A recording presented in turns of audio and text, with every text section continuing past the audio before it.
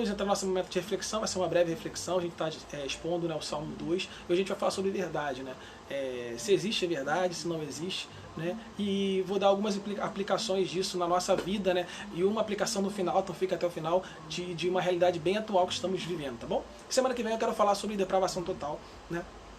Que é uma doutrina cristã, que é muito importante, né? E muitas vezes eu uso o termo depravação e algumas pessoas vieram para mim, né? Questionando o significado, então vou estar trazendo uma exposição aí com aplicações para a nossa vida, né, sobre depravação total, tá bom? Então vamos abrir a Escritura Sagrada, se você estiver com a Bíblia aí perto, se puder estar com a Bíblia aí perto, é bom. Vamos estar no Salmo de número 2. Continuar no Salmo de número 2, tá bom? Diz assim, ó.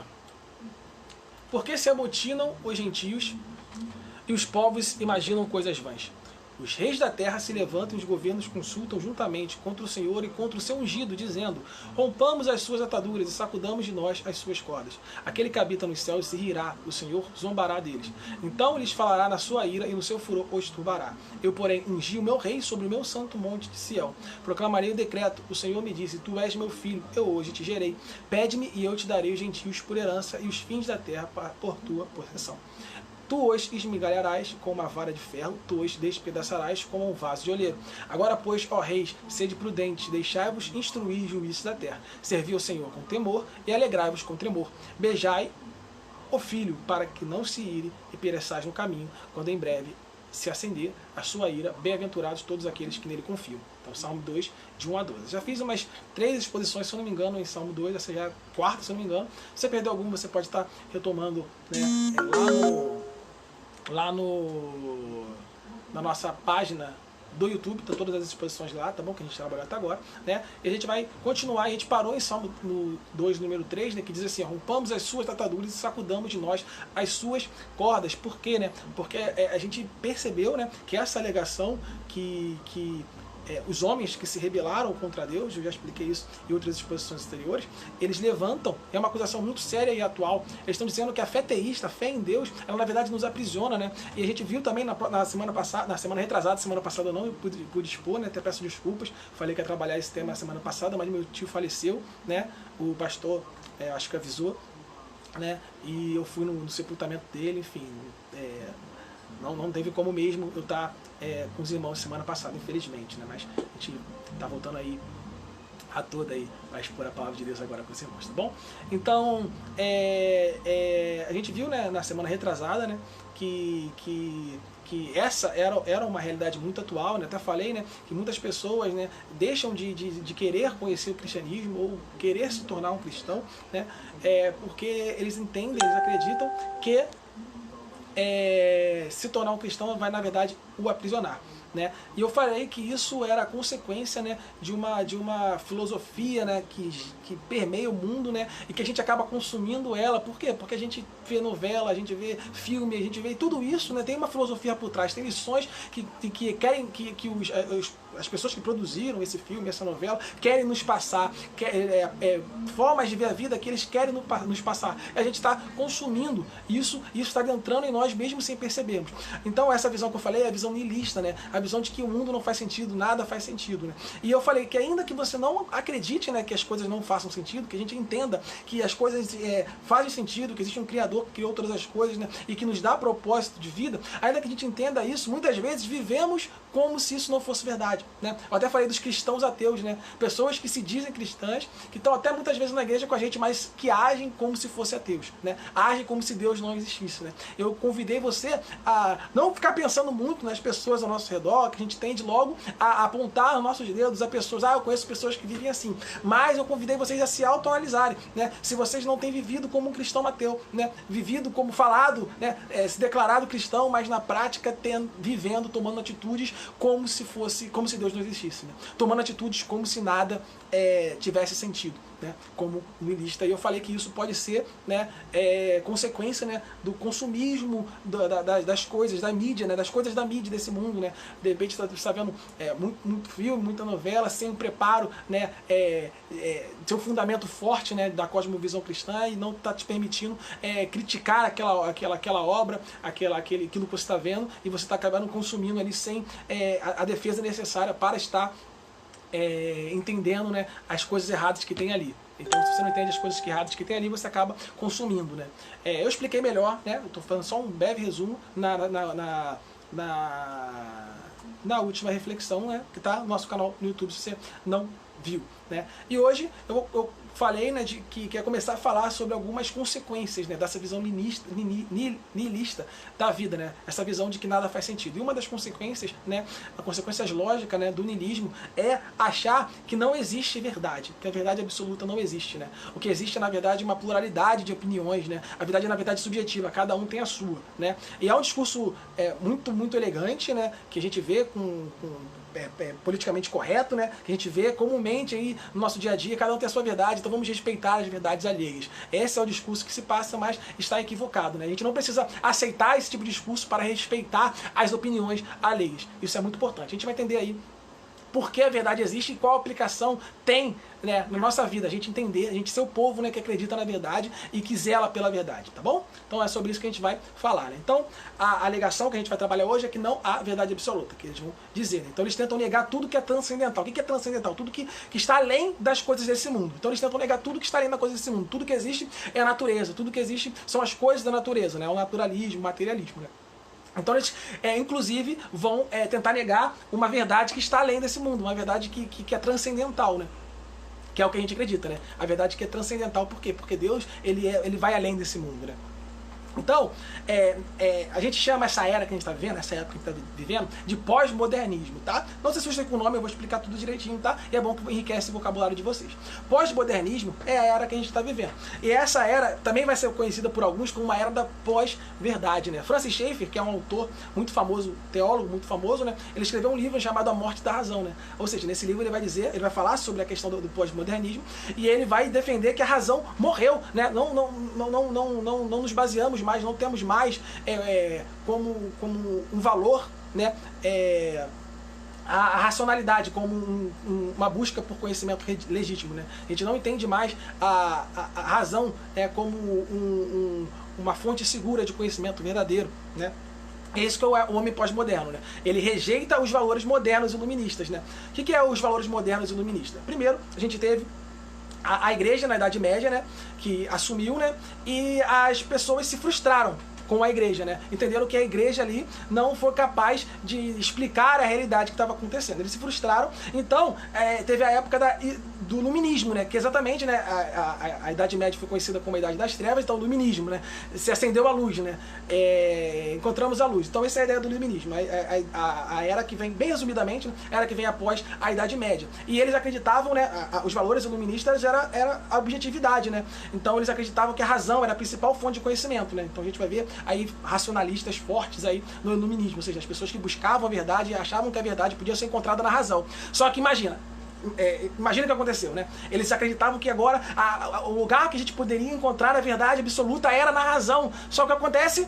Eles se frustram também, né? A razão, ela se mostra incapaz também, né, de explicar a realidade, né? A razão também não deu conta, assim como a igreja na Idade Média não deu conta, né, não conseguiu fazer com que as pessoas entendessem a realidade. A razão no iluminismo também não conseguiu fazer as pessoas entenderem a realidade, encontrarem o sentido da realidade. Então o que aconteceu? Eles foram para onde? Para lugar nenhum, né? A conclusão equivocada que eles chegaram é que se a igreja não pode dar uma resposta, a razão não pode dar uma resposta, então não existe resposta, não existe verdade absoluta, não existe saber verdadeiro. Essa é a época que a gente vive. Pós-modernismo, por isso pós-modernismo, que vem depois do modernismo, que era ali do iluminismo, tá bom? Então, bem fácil, deu para entender, né? Então a gente vive no pós-modernismo, que é essa época que se acredita que não há mais verdade absoluta, né? E qual foi o equívoco dessas pessoas? Um equívoco muito parecido com o que muitas pessoas vivem hoje em dia, né? Eles entenderam, né? Eles acreditavam que a interpretação da igreja com relação às escrituras sagradas para a vida, né? Ela é equivalente a necessariamente, ela está necessariamente correta, né? Não existe erros, né? E isso acontece muitas vezes, né, hoje em dia, muitas vezes as pessoas acreditam que a igreja, as decisões da igreja, os ensinamentos da igreja, elas necessariamente estão correspondendo aos ensinamentos das escrituras sagradas, né? E isso muitas vezes não acontece. Por quê? Porque nós somos falhos, nós somos seres humanos, nós somos pecadores, né? A Bíblia mesmo vai falar que a igreja, né, vai existir o joio, vai existir o trigo, né? E isso só vai ser eliminado no final dos tempos, né? Nos últimos dias. Né? Então, a gente tem que entender, né? A gente tem que ser submisso à igreja local, devemos fazer parte de uma igreja local, mas entendendo que dentro dessa igreja local existem pecadores, existem pessoas falhas. Ou seja, o pregador, né? O pastor, ele pode acabar interpretando a Bíblia num momento de uma forma equivocada. Eu mesmo, já teve vezes que eu preguei e depois, no futuro, quando fui aprendendo mais sobre a Bíblia, eu percebi que eu tinha interpretado de uma forma errônea, né? E eu tive que me corrigir, eu entendi que eu estava equivocado, né? Então, nós precisamos entender que não necessariamente, né, as decisões da igreja correspondem às escrituras sagradas, à interpretação correta. E por isso que acontece de muitas igrejas, né, que não significa que são igrejas falsas, mas que muitas igrejas acontecem de ter interpretações diferentes das escrituras sagradas. Por isso que existem as denominações, né? A presbiteriana acredita numa forma de batismo, nós acreditamos em outra,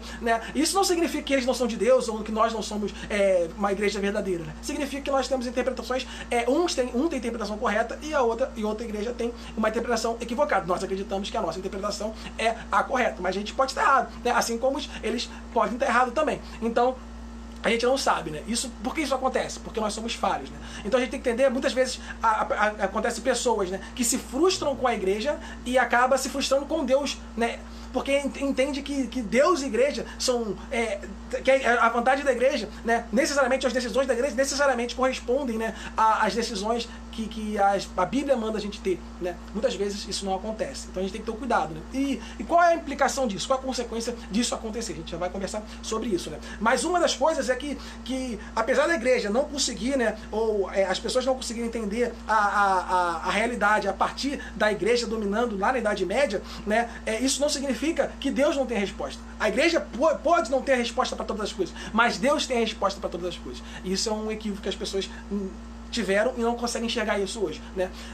A igreja não tem todas as respostas, a razão não tem todas as respostas, mas nós sabemos quem tem todas as respostas. Nós sabemos quem pode explicar a nossa realidade. Nós sabemos quem tem as respostas para o mundo, quem pode explicar o mundo, quem é o Criador dele. Deus, ele tem todas as respostas. Então, ainda que a gente viva momentos de aflição, um mal, né, que é um grande problema, né, que os ateístas mesmo, as pessoas que não acreditam em Deus, dizem, né, que se Deus existe, por que o mal existe, né, é um mistério, né, a gente tem algumas explicações, mas a gente não tem todas as respostas, né, ainda que a gente não tenha todas as respostas, né, como igreja, né, mas a gente sabe quem tem todas as respostas, Deus. E é nele que a gente deve procurar descansar. É dele que devemos buscar todas as respostas. É dele que emana toda a verdade, né? Então o conhecimento verdadeiro, ele é obtido somente quando caminhamos em direção ao Criador. Isso vai estar escrito nas Escrituras Sagradas, né? Jesus, que é o próprio Deus, ele vai dizer em João 14,6, né? Eu sou o caminho, eu sou a verdade, eu sou a vida. Olha só, ele não está dizendo que ele é um dos caminhos, mas ele está dizendo que ele é o caminho, é o único caminho. Ele não está dizendo que ele é uma das verdades, que existe uma pluralidade de verdade. Ele está dizendo que ele é a verdade. Ele é a verdade absoluta. Deus é a verdade absoluta. Deus tem a resposta para as suas dúvidas. Deus tem respostas para os seus medos. Deus tem a resposta para as suas ansiedades. Deus tem a resposta. E é nele que devemos procurar a resposta. Porque só nele podemos encontrar a verdade. Então a sociedade, né, a percepção, né, que ela teve da racionalidade, ela levou ela ao caos, a adorar o caos, a endeusar o caos, né, a se apegar ao nada, né? Mas a percepção, né, de que nem a racionalidade, nem nós temos a resposta para todas as coisas, nem qualquer elemento da criação pode nos levar à verdade, a respeito da realidade, ela deveria o quê? Nos humilhar perante o transcendental, né? Do Deus que está acima de todas as coisas, mas que também é imanente. Que é imanente? Que ele está além de todas as coisas desse mundo, mas ele se insere nesse mundo por misericórdia, por amor a nós, porque ele nos ama. Ele se inseriu na história para o quê? Para derramar sua graça sobre nós, para que seu Filho morresse na cruz em nosso favor. Esse é o Deus que conhecemos, que tem todas as respostas, que é a verdade e que se insere na história por amor à sua criação, por amor a mim e por amor a você. Mas não, o que eles preferiram fazer? Preferiram se apegar ao nada. A realidade, a sociedade preferiu se apegar ao caos. Isso mostra o quê? Isso mostra o quanto a nossa natureza é pecaminosa. O quanto nossa natureza pecaminosa se rebelou contra Deus, a ponto de idolatrar o caos, ao invés de buscar ao Pai. É essa a realidade que a gente vive. É esse o mundo caído que nós vivemos. Esse é o mundo pós-moderno. O mundo pós-moderno que acredita que o saber é subjetivo. O mundo pós-moderno que acredita que o saber é relativo. É o mundo pós-moderno que acredita que existe uma pluralidade de opiniões. E por causa dessa visão de mundo, se tem perdido a interseção que permite o diálogo, ou seja, o ponto de encontro, o ponto de diálogo que nos permite conversar, né? Porque se a lógica não é mais confiável, né? No que pauta as nossas opiniões, no que pauta os diálogos, como que se convence o outro? Não existe mais essa interseção, esse ponto de ligação que permite o diálogo. Então é complicado, né, discutir com os pós-modernos, exatamente porque quando você defende uma posição, uma visão de mundo, uma visão cristã de mundo, eles já vão dizer que seu discurso é um discurso politicamente incorreto. Eles vão falar que a nossa visão como cristão é uma visão intolerante. Eles vão dizer que você está tentando dominar, tá com a sua visão, ela tem pretensões de dominação. É essa a realidade que vivemos, que a gente tem dificuldade de pregar o evangelho. Por quê? Porque somos considerados intolerantes, porque somos considerados, o nosso discurso é considerado como pretensões de dominação. Então eles desqualificam esse discurso mesmo sem avaliá-lo, mesmo sem considerá-lo válido para a reflexão. E essa visão de essas proposições, dessas afirmações serem consideradas com pretensões de dominação, ela é uma visão Foucaultiana, né? Você, Thiago, outra palavra difícil. Calma. Foucault é um cara muito conhecido, ele é um filósofo francês, né? E ele já apareceu num filme muito famoso, né? Não ele, né? Mas as pessoas falando dele, né? Se eu não me engano, é no filme Tropa de Elite. Tem uma cena que eles estão na universidade, né? E tá tendo uma aula, né? E de quem eles estão falando? De Foucault. Pra você mostrar, pra você ver como esse cara, ele é bem famoso, né? E a filosofia dele é bem forte aí na sociedade, né? E se você é da área de educação, se você é da área de humanas, você com certeza se deparou ou vai se deparar com ele. Eu sou de matemática, mas faço licenciatura e eu já me deparei com ele na faculdade, né?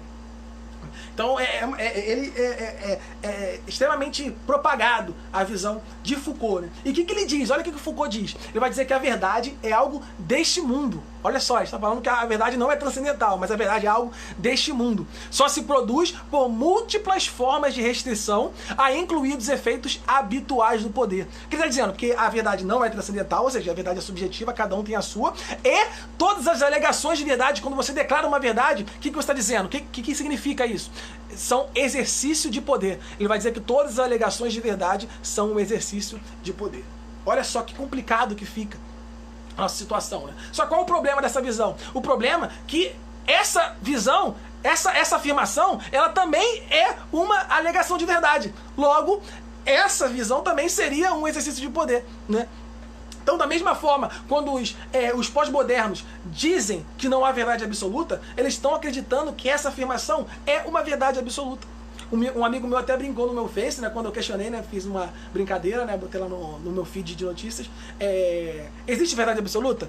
Ele botou assim no comentário: não, tenho certeza absoluta disso, né? Mostrando de uma forma cômica, brincalhona, a incoerência, revelando a incoerência dessa realidade que a gente vive, dos pós-modernos. Então a verdade absoluta existe, a verdade existe, né? Tem um livro que eu já li, que eu gosto muito, de um autor extremamente conhecido, né, chamado C.S. Lewis, chamado Abolição do Homem, que ele vai falar sobre isso, sobre a pós-modernidade. É um livro fininho, barato, menos de 20 reais o que custou o meu. Vale muito a pena ler. Ele fala sobre a pós-modernidade, né? Sobre a questão da verdade no mundo de hoje, né? Por que nós devemos acreditar na verdade no mundo de hoje? Porque a alegação de que a verdade absoluta não existe não faz sentido. E uma frase desse livro é a seguinte, um texto desse livro, um trecho. Diz assim, ó: mas você não pode sair por aí justificando para sempre, pois vai acabar justificando a própria justificativa. Não é possível sair por aí vendo através de tudo para sempre. O sentido de ver através de algo está em enxergar para além desse algo. É bom que a janela seja transparente, pois a rua ou o jardim por trás dela não é. Como é possível ver também através do jardim? Um mundo totalmente transparente é um mundo invisível. Ver através de tudo é o mesmo que não ver. Olha só. O que ele está dizendo? Que a verdade absoluta ela é inevitável. A verdade, ela existe. Deus existe e nele encontramos a verdade. Toda verdade emana dele. E por isso meu convite essa tarde é para você se humilhar perante o Deus Criador de todas as coisas. Se humilhar perante aquele que está no controle de tudo. Se humilhar perante aquele que a tudo governa. Se humilhar perante aquele que, por misericórdia e graça, nos entregou o seu Filho para nos dar vida. Para nos dar vida e vida eterna. Para nos dar vida e vida eterna e vida abundante. importante. Então a verdade absoluta existe sim. E só em Deus encontramos a verdade. Eu quero terminar esse pequeno bate-papo, essa pequena reflexão, com uma aplicação, né, nesse nosso bate-papo com os dias que vivemos. Né? Se acreditamos, né, na verdade. Se nós somos o povo que acreditamos na verdade e buscamos a verdade. Somos o povo, então, que também devemos zelar pela verdade. Né? E hoje a gente vive no tempo das fake news, né? Que são o quê? Notícias falsas, né? Que são propagadas aí em grande quantidade e causam um grande mal à sociedade. Né? E qual é o nosso papel como cristão? Né? Se nós zelamos pela verdade, né? Todas as informações que chegam a nós, a gente deve o quê? Examinar antes de propagar. Precisamos verificar as fontes, precisamos ver se essas fontes são confiáveis, precisamos ler a matéria antes de falar sobre ela. Se alguém estiver falando sobre um acontecimento, se possível, vá na fonte primária dessa informação, vá no vídeo ou na mídia social que ocorreu o fato e verifique você mesmo se é isso mesmo, né, que aconteceu, se o que estão falando corresponde à realidade.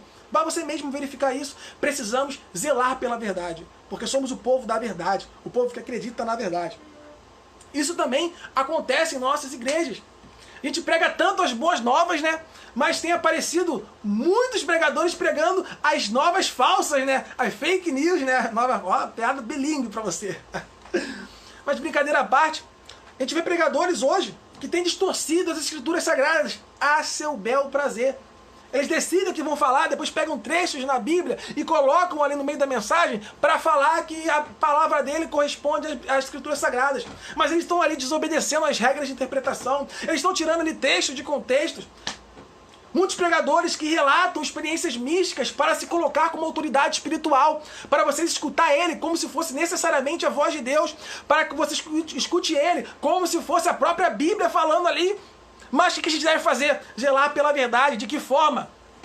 Analisando as escrituras sagradas. Da mesma forma, precisamos ir até a fonte da verdade, a escritura sagrada, e verificar se o que foi pregado corresponde à interpretação correta das escrituras sagradas. É isso que devemos fazer, zelar pela verdade, ser o povo da verdade, não propagar mentiras, não propagar fake news, nessa realidade como um todo, tanto na igreja quanto fora dela. E existe um texto na Bíblia que vai falar sobre isso, que precisamos ser como os bereanos. Conhece os bereanos? Atos 17:11. Se quiser anotar, se quiser abrir, tem que ser rápido, que já vou ler. Atos 17:11. Vai dizer assim, ó, os bereanos eram mais nobres do que os tessalonicenses, porquanto receberam a mensagem com vívido interesse e dedicaram-se ao estudo diário das Escrituras, com o propósito de avaliar se tudo correspondia à verdade. Olha só que interessante. Eles se dedicavam ao estudo diário das Escrituras sagradas. Para quê?